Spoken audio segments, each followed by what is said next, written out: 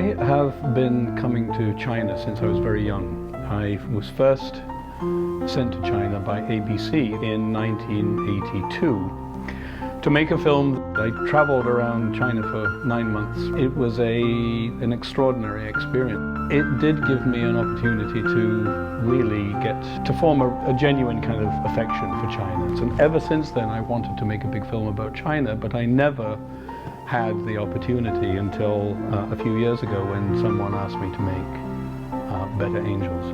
A film about people and the relationships between Americans and Chinese. When I first came to China in the 80s, the country was obviously very different then. Much more rural, much more agrarian, much less technologically advanced. Deng Xiaoping urged China to open up and to pursue a much more kind of open policy towards the rest of the world. The next time I came, which was 20 years later, the change was extraordinary. China is doing remarkable things to alleviate poverty. I don't know another country on the planet that is making as much progress in poverty alleviation. Now we see a rising middle class. After 70 years of new China, I think the Chinese people have a huge amount to be proud of, because this complete transformation of a country has not happened by accident. It's happened because a huge number of people have worked very hard and sacrificed an enormous amount to build a new country, basically from the ground up. I think people in the West may fear this a little bit because they don't quite understand it. This has happened in 30 years. No country in the history of the world in the last 5,000 years has changed so radically, so quickly, and improved the quality of life for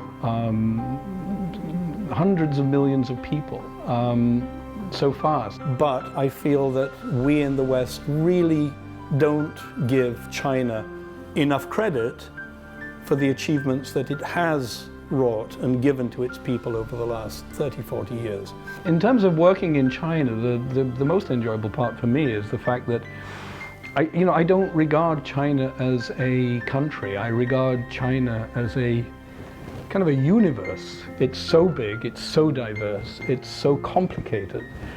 There's always something new and surprising to learn and to be delighted by. I've decided that I want to make more films in China. It's very different making a film where China is a big component.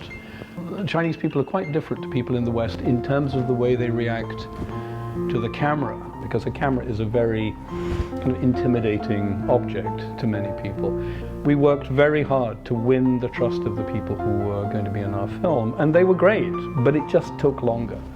And I think, and that's a cultural thing. It's not right or wrong, it's just different. Today, if you want to make a film about China, you have to make a global film. You have to go everywhere because China is everywhere.